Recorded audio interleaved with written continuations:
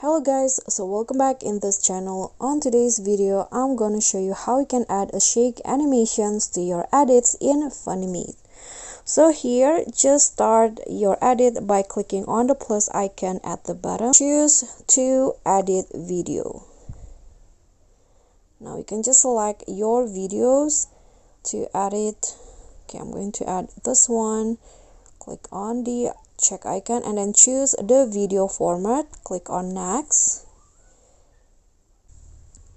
So here, to easily add animation, you can see at the bottom there is animations menu. Click on that and there will be 4 options for the intro, overall, or all of the video, outro, or shake. So I'm going to just choose shake.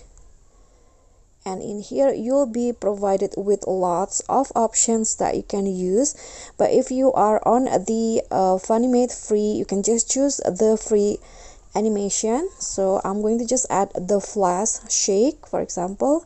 Click on the animation, it will go like that.